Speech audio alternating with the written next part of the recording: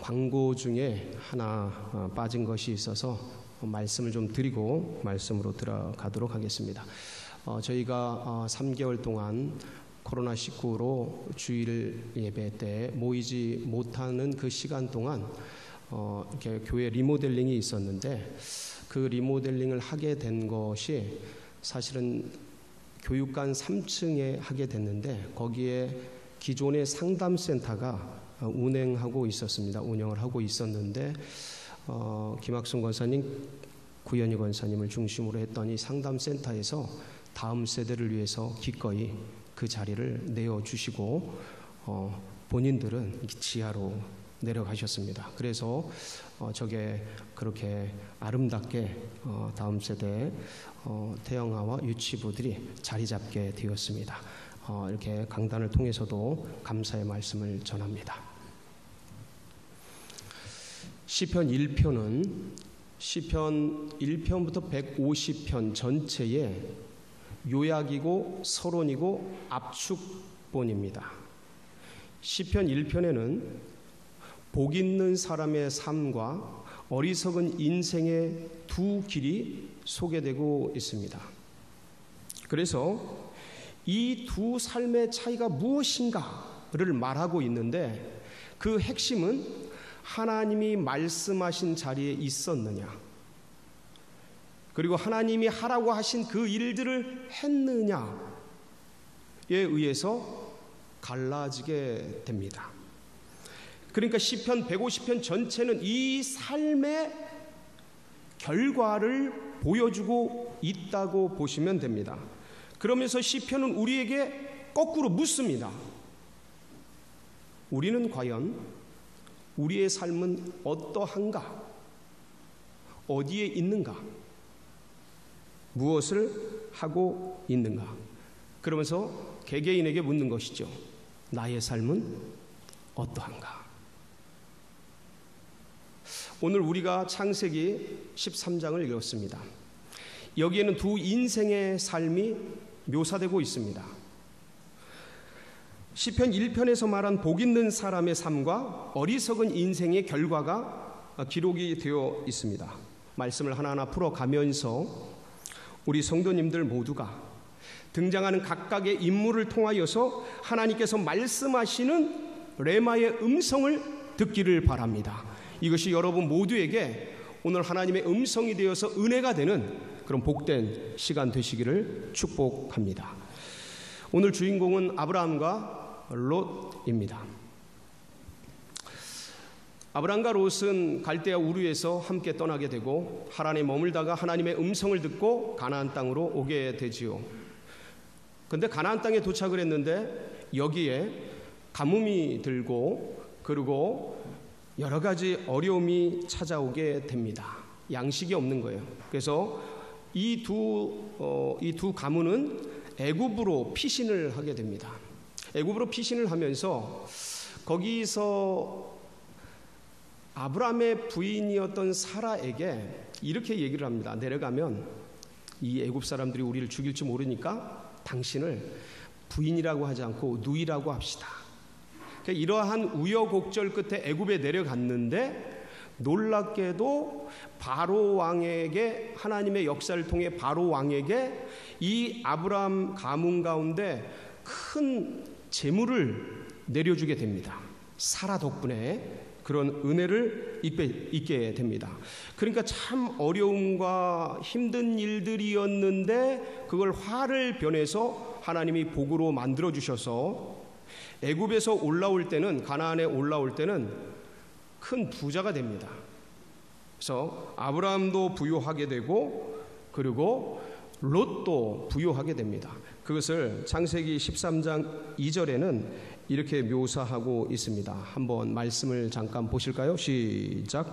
아브라함에게 가축과 은과 금이 풍부하였더라. 그래서 애굽에서 네게브라고 브엘세바 밑지역의 광야 지역으로 올라오게 되는데, 거기 있으면서 이제 여러 가지 일들을 하다가 베델 지역으로 아브라함과 롯이 올라가게 됩니다. 근데 베델 지역에서 목축업을 하는데 양을 기르고 염소를 기르는데 아브라함의 목자와 롯의 목자들이 서로 짐승들이 많아져서 이 목초지를 두고 자꾸 다투는 일이 발생하게 됩니다. 별로 없을 때는, 재산이 없을 때는 아무런 문제가 되지 않던 게 재산이 많이 생기고 소유들이 많이 생기니까 이게 서로 목자들이 밭을 두고 풀밭을 두고 물을 두고 이렇게 다투는 일이 빈번하다 보니까 이 소식을 아브라함이 듣게 됩니다. 그래서 롯을 불러서 이렇게 대책을 협의하게 되죠. 그러면서 이런저런 의논을 하다가 결론이 뭐였냐면, 현재 우리가 가지고 있는 짐승들이 지금 있는 풀이나 이런 양식에 비해 너무 많으니, 한마디로 말하면 풀이 작으니까, 협소하니까 우리 서로 분가하자. 그러면서 아브라함은 롯아, 네가 좌하면 내가 우하고 네가 우하면 내가 좌하겠다. 그러면서 좋은 땅 선택권을, 우선 선택권을 롯에게, 조카 롯에게 주게 됩니다. 여러분, 이게 어떤 삶의 이해관계가 얽히면 이렇게 양보하기가 쉽지가 않습니다. 이게 이제 내 일이 되고 이해관계가 얽히면 참 쉽지 않은 일인데, 근데 아브라함의 이 참 포용력과 배포를 볼 수 있는 멋진 장면 중에 하나이지요. 자, 그래서 이제 우선 선택권을 롯에게 양보를 했습니다. 그럼 조카이고 삼촌 아닙니까? 어르신이잖아요. 아버지 뻘이잖아요. 레벨이. 그렇다면은 롯 입장에서는 무슨 삼촌, 무슨 말씀입니까? 이 목자들이 이렇게 다투고 이렇게 된 거 참 너무 송구하고 죄송했는데, 제가 먼저 선택할 것이 아니고 이제 이렇게 분가하는 마당에 삼촌께서 먼저 좋은 곳을 택해서 가시고, 그러면 제가 그 뒤에 따라가도록, 다른 곳으로 이렇게 선택해 가도록 하겠습니다 하고 말하고 행동하는 것이 상식적이고 예의적이고 기본적인 태도 같은데, 롯은 그렇게 하지 않았습니다. 아브라함이 좋은 곳을 택해 가라라고 말할 때에 롯은 마치 기다렸다는 듯이 눈을 들어서, 오늘 이제 본문 말씀에 보면 창세기 13장 10절인데 한번 롯의 모습을 읽어보도록 하겠습니다. 시작. 이에 롯이 눈을 들어 요단 지역을 바라본즉 소알까지 온 땅에 물이 넉넉하니 여호와께서 소돔과 고모라를 멸하시기 전이었으므로 여호와의 동산 같고 애굽 땅과 같았다. 그러니까 눈을 들어 바로 이 베델이 이 해발이 한 800m 되는 지점이거든요. 쫙 내려다 보니까 저 요단 지역에 아주 풀들이 쫙 펼쳐져 있고 마치 너무너무 목축하기 좋은 지역이 있는 거예요. 소돔과 고모라 도시 문명도 있고 그 지역에 초원도 있고 물도 있고 목축업을 하기에 최고 좋은 지역이 보이는 거예요. 그래서 그 지역을 선뜻 선택해서 떠나가게 됩니다. 아이고, 참 삼촌에게 형님 먼저, 아우 먼저, 이렇게 멋진 장면이 나왔어야 되는데 마치 기다렸다는 듯이 선택해서 떠나버리는 모습이 어떤 면에서는 좀 안타깝고 좀 아쉬운 점이 많이 남는 지점입니다. 그런데 오늘 본문의 말씀 10절을 보면 롯은 아브라함의 말이 떨어지기 전에 베델을 떠나서 눈에 보기에 좋았던 요단 들녘, 한마디로 말하면 성경에서 어떻게 묘사하고 있냐면 여호와의 동산 같고 애굽의 지역과 같은, 눈에 보이는, 아름다워 보이는, 너무 좋아 보이는, 풍성하고 도시 기반이 잘 되어 있는 그곳을 향해서 주저없이 선택해서 떠나갔습니다. 자, 이후에 롯의 삶은 어땠을까요? 이게 중요합니다. 아마도 여러분이 다들 잘 아실 겁니다. 롯이 어떻게 그 최후의 결말들이 있었는지. 순간의 선택이 10년을 좌우하는데 롯의 이 선택은 그의 운명과 인생을 결정하고 바꿔버리게 되었습니다. 겉으로 보기에는 에덴 동산 같고 애굽 땅과 같고 아름다웠던 요단 지역이었지만 오늘 13절에 성경은 뭐라고 평가하고 있습니까? 우리 13장 13절을 한번 보도록 하겠습니다. 시작. 소돔 사람은 여호와 앞에 악하며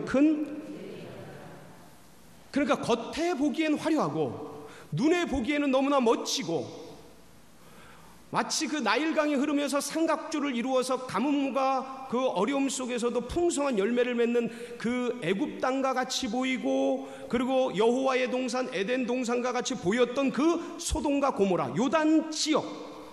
근데 이 요단 지역의 이면에는 속은 하나님 앞에 죄인되고 부패하고 타락하여 큰 죄인으로서 살아가던 그런 지역이었다라는 것이지요. 결국 그렇게 아름다워 보였던, 눈에 보이기 좋았던 그곳을 향해 나아갔던 롯은 이 소돔과 고모라 삶 속에서 무너지게 됩니다. 어떻게 무너지게 됩니까? 베드로후서 2장 6절로 8절 말씀을 보면 베드로가 이렇게 묘사를 합니다. 함께 보실까요? 시작. 소돔과 고모라 성을 멸망하기로 정하여 제가 되게 하사 후세에 경건하지 아니할 자들에게 본을 삼으셨으며 무법한 자들의 음란한 행실로 말미암아 고통당하는 의로운 롯을 건지셨으니 이는 이 의인이 그들 중에 거하여 날마다 저 불법한 행실을 보고 들으므로 그 의로운 심령이 상함이라. 그 의로운 심령이 상함이라. 부패했다라는 뜻이에요. 그러니까 믿음의 백성으로서 그러한 도시에 들어가서, 그러한 지역에 들어가서 선한 영향력을 끼치는 삶을 살았던 것이 아니라 세속적이고 세상적인 삶의 영향을 받음으로 믿음의 삶에 금이 가고 신앙의 생활에 어려움이 찾아오고 마음이 부패하여지고 상하여졌다라는 것이에요. 다른 말로 하면 예배의 삶에 흐려지고 기도의 자리를 떠나고 말씀을 향한 눈이 세상을 향해 갔다라는 것이죠. 쾌락적이고 향락적이고 세상 문명에 자극되어서 영성이 부패하고 일상은 무너지고 결국 부끄러운 삶으로 생이 변해버렸다라는 뜻입니다. 베드로의 평에 의하면 이 롯은 의인이었습니다. 그런데 이 의로운 롯의 심령이 상해버린 거죠. 여러분, 오늘날 이 구약의 의롭다는 표현이 무엇입니까? 믿음의 사람이었다라는 것이에요. 구원받은 인생이었다라는 거예요. 하나님의 사람이란 뜻입니다. 분명합니다. 그런데 그러한 자도 하나님이 말씀하시지 않은 곳, 하나님이 하라고 하지 않은 것, 그런 것에 나아갔을 때 이런 비극적인 삶의 운명으로 전락하게 되었다라는 것이죠. 여러분, 롯이 왜 이렇게 되었습니까? 결정적인 순간 하나님께 묻지 않았기 때문입니다. 아브라함이 땅의 선택권을 롯에게 주었을 때 당연히 롯은 양보했어야 돼요. 아닙니다, 삼촌이 먼저 했어야 합니다. 그리고 새로운 삶을 찾아 떠날 때 당연히 주님께 묻고 듣고 순종하며 한 걸음 한 걸음 그 길을 걸어갔어야 하는 것이죠. 믿음의 백성으로서의 자세, 그것을 놓쳤던 것입니다. 결국 롯은 내 소견에, 내 눈에 좋은 대로, 내 감정과 내 지식과 노하우와 실력과 능력에 좋은 대로 요단 지역을 택해 가서 결국은 거기서 비참한 결과를 맞이하게 되었던 것입니다. 반면 오늘 말씀 14절에 보면 롯을 떠나보낸 아브라함의 삶이 나옵니다. 여러분, 우리 14절 함께 읽어볼까요? 시작. 롯이 아브라함을 떠난 후에 여호와께서 아브라함에게 이르시되 너는 눈을 들어 너 있는 곳에서 북쪽과 남쪽 그리고 동쪽과 서쪽을 바라보라. 지금 아브라함과 하나님이 뭐 하시는 거예요? 대화하시는 겁니다. 여러분, 하나님과 인간의 대화를 뭐라 그래요? 기도라고 합니다. 아브라함은 지금 기도하고 있는 겁니다. 하나님, 어떡할까요? 하나님, 롯이 떠났습니다. 저는 어디로 갈까요? 그때 주님이 말씀하신 거죠. 동쪽과 남쪽, 북쪽과 서쪽 바라봐라. 네가 바라보는 그 땅을 내가 너와 네 후손에게 다 주리라. 그리고 이런 약속을 하신 하나님께서는 아브라함을 어디로 인도하셨습니까? 오늘 18절에 보면 한번 18절 보겠습니다. 시작. 이에 아브라함이 장막을 옮겨 헤브론에 있는 마므레 상수리 숲풀에 이르러 거주하며 거기서 여호와를 위하여 제단을 쌓았다. 어디로 인도하셨어요? 헤브론으로 인도하셨습니다. 여러분, 롯이 선택한 요단 지역은 정말 괜찮은 지역입니다. 눈에 보기에, 사람이 보기에는 해변 지역이었고 요단강 주류에 있었고, 그렇기 때문에 물이 많고 저지대에 초원지대이기 때문에 아주 풀들도 많았습니다. 상당히 목축업을 하기에는 괜찮은 지역이었죠. 그러나 지금 하나님이 아브라함을 인도하신 이 헤브론은 정반대였습니다. 헤브론이 해발 900m가 넘습니다. 여러분, 우리 이 서울에서 제일 높은 산 중에 하나인 저 북한산이 몇 미터인지 아세요? 북한산이 백운대가 838m입니다. 이 백운대, 저 북한산 꼭대기보다 100여 미터 높은 데가 바로 이 헤브론입니다. 엄청나게 높은 곳이에요.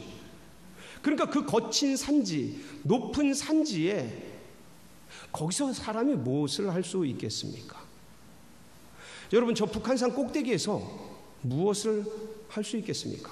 그거보다 100m 더 높은 거기서 과연 무엇을 할 수 있었겠습니까? 그 거친 산지, 그리고 그곳에는 이미 여호수아서를 보면 이미 안악자손이라는 거인 족속이 자리를 잡고 있었습니다. 한번 볼까요? 여호수아서 14장 12절 15절에 보면 갈렙의 고백 속에서 이 산지가 얼마나 위험한 산지인지가 나오는데, 시작. 그날에 여호와께서 말씀하신 이 산지를 지금 내게 주소서. 당신도 그날에 들으셨거니와 그곳에는 아낙 사람이 있고 그 성읍들은 크고 견고할지라도 여호와께서 나와 함께 하시면 내가 여호와께서 말씀하신 대로 그들을 쫓아내리이다 하니, 헤브론의 옛 이름은 기럇 아르바라. 아르바는 아낙 사람 가운데서 가장 큰 사람이었더라. 그리고 그 땅에 전쟁이 그쳤더라. 헤브론, 여기가 기럇 아르바라는 곳인데, 여긴 이미 아낙 자손이 점령하고 있었고 그들은 거인 족속이었던 거예요. 요새와 산성을 아주 두텁게 쌓아놨던 강력한, 이미 점유하고 있었던 사람들이었던 것이죠. 뿐만 아니라 거기에는 헷 족속이라는 히타이트 족속, 세계 문명사에 철기 문명을 제일 먼저 썼다라는 이 헷 족속이 그 지역을 이미 점유하고 있었습니다. 아브라함의 부인 사라가 죽었을 때에 이 헷 족속에게 아브라함이 매장지를 구하죠. 그게 창세기 23장 18절로 19절입니다. 같이 보겠습니다. 시작. 성문에 들어온 모든 헷 족속이 보는 데서 아브라함의 소유로 확정된지라. 그 후에 아브라함이 그 아내 사라를 가나안 땅 마므레 앞 막벨라 밭 굴에 장사하였더라. 마므레는 곧 헤브론이라. 이 헤브론 땅, 헷 족속 전체 모여서 헷 족속에게 땅을 구하는 겁니다. 고로 다시 한번 얘기하자면, 헤브론은 이미 이런 히타이트 족속, 철기 문명을 제일 먼저 썼던 헷 족속, 자존심이 얼마나 강한지, 여러분, 다윗의 30용사 중에 그 밧세바의 남편이었던 우리아가 헷 사람이었습니다. 정말 용맹하고 굽힐 줄 모르는 그런 용사 중에 용사들이었어요. 그러니까 이 헷 족속이 굉장히 강한 사람들이었습니다. 그리고 아낙 자손들이 엄청난 사람들이었습니다. 그러니까 이방인이 이미 점유하고 있는 헤브론 땅, 고산지대, 거칠고 거기 목축업을 한다는 게 별로 효과적이지 않은 그 땅, 인간이 보기에는 굉장히 거칠고 어려운 그 땅, 그런데 하나님이 그것으로 아브라함을 인도해 갔던 것이죠. 아브라함은 주님께서 있으라고 한 자리에, 그 자리에서 우직하게 버텨냅니다. 그리고 둘러보면 산밖에 보이지 않고 돌밖에 보이지 않는 그곳에서, 그 헤브론 땅에서 아브라함은 하나님이 마음 주셔서 했던 일이 있습니다. 그게 뭡니까? 사람을 키워내는 일이었습니다. 인재를 길러내는 일이었던 거예요. 여러분, 창세기 14장 14절에 보면 북방 연합군 4개국 연합군이 내려와서 남방 5개국 연합군을 격파하고, 그때 롯과 그 가족과 주변에 있는 사람들을 끌고 포로로 끌고 갑니다. 그 전쟁에서 졌던 한 사람이 아브라함에게 찾아와서 롯도 끌려갔습니다 라는 얘기를 들었을 때 아브라함이 집에서 길리웠던 318명의 용사를 데리고 단숨에 쫓아 올라가서 그 강력한 북방 4개국 연합군을 격파하고 야전 전쟁을 벌여서 격파하고 포로로 데리고 돌아오게 되는데, 그 창세기 14장 14절에 보면 헤브론에서 아브라함이 했던 일이 기록되어 있습니다. 같이 보겠습니다. 시작. 아브라함이 그의 조카가 사로잡혔음을 듣고 집에서 길리고 훈련된 자 318명을 거느리고 단까지 쫓아가서 집에서 뭐하고? 길리고 훈련된 자. 아브라함은 그 척박한 헤브론에서, 하나님이 인도한 그 땅에서, 앞이 보이지 않는 캄캄한 그 땅에서 사람들을 한 사람 한 사람 키워내고 양육하고 훈육하고 훈련하고 용사로 만들어 갔던 것입니다. 그래서 북방 4개국 연합군 강력해요. 네, 저쪽 북쪽이 셉니다. 근데 그 내려와가지고 남쪽 5개국 도시국가 연합군을 박살낼 정도로 강력했던 그 북방 4개국 연합군을 밤에 기습을 해서 다 박살내고, 그리고 포로로 끌려간 롯과 그리고 수많은 백성들을 끌고 내려올 정도로 강력했던 거예요. 그리고 집에서 길리우고 한 땀 한 땀 먹이고 입히고 그들에게 같이 동거동락했던 아브라함이었기에 이 318명의 전사들은, 용사들은 그 강한 군대, 생각을 해보십시오. 318명밖에 안 되는데 지금 남방 5개국 연합군이 박살났는데 그거 소문 다 들었을 거 아닙니까? 근데 가서 싸우자 라고 말했을 때 주저없이 따라 나선 이 318명의 용사들, 목숨을 함께 할 정도로 강력했던 이 용사들을 아브라함은 그 헤브론 땅에서 한 사람 한 사람 길러내었던 것입니다. 그래서 전쟁에서 승리하고 다 찾아올 수 있었던 것이죠. 아브라함은 이로 말미암아 이후에 가나안 지역에서 굉장히 존경받는 지도자가 됩니다. 아까 창세기 23장 6절 거기 보면 한번 볼까요? 사라 매장지를 구할 때 해족속이 말하는 건데 한번 읽어보겠습니다. 시작.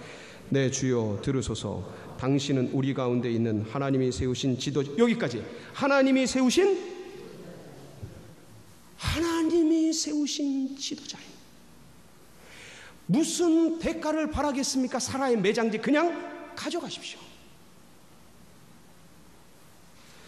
그 존경받는 지도자가 된 거예요. 해족속에게, 이 강력한 사람들에게.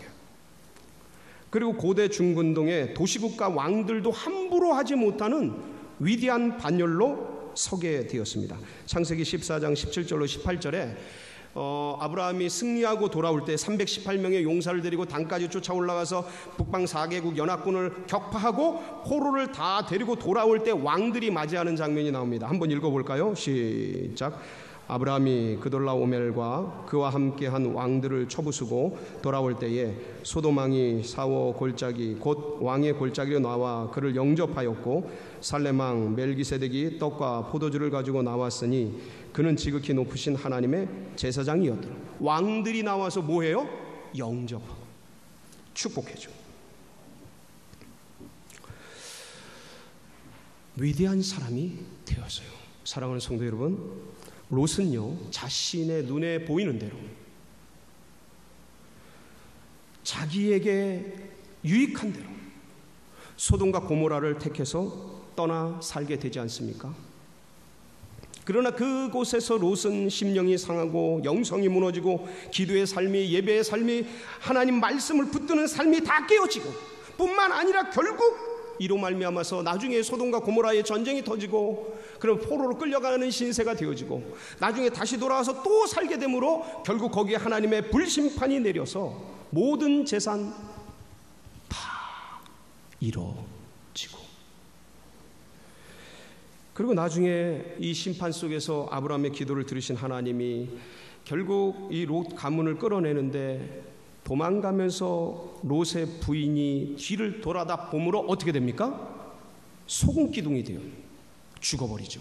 직사합니다. 그리고 롯이 피난 가가지고 산속에서 있을 때 두 딸과 같이 도망을 가게 되는데 결국 두 딸과 불륜 아닌 불륜을 저지름으로 말미암아 그 모압과 암몬이라는 이스라엘을 끝까지 대적하는 대적의 족속들을 낳게 되는 비극적인 삶을 살게 되지요. 그리고 롯은 그 다음에 성경 역사 속에 사라지게 됩니다. 없어져요. 반면 아브라함은 사람들이 보기에는 험난하고 거친 지역이었으나 헤브론 산지 900m가 넘는 엄청난 남방의 네게브 지역에 영향을 받는 광야 산지였지만 하나님이 인도하심에 뚜벅뚜벅 걸어내요. 우직하게 살아내요. 거기서 318명의 전사들을 길러내요. 하나님의 영광을 드러내고 하나님 나라가 어떤지를 수많은 사람들에게 보여주며 당신은 하나님이 세우신 지도자이시니 라는 칭호를 들을 수 있는 훌륭한 모범적인 그런 삶을 살아내는 인물이 되었습니다. 결국 후에 믿음의 조상이 되지요. 사랑하는 성도 여러분, 두 인물의 삶을 우리가 살펴보았습니다. 모두 크리스찬입니다. 모두 믿음의 백성입니다. 지금 나는 어디에 있습니까? 소돔입니까? 아니면 헤브론입니까? 우리 모두가 하나님께 묻고 듣고 순종하며 주님께서 있으라고 한 그 자리, 거칠어도 힘들어도 그 자리를 사수하며 주님께서 하라고 하신 그 일들을 꾸준히 견디어내며 해내어서 아브라함에게 쏟아 부어주신 그 축복을 우리 모두가 누리시는 성도님들이 다 되시기를 축복합니다. 같이 기도하시겠습니다.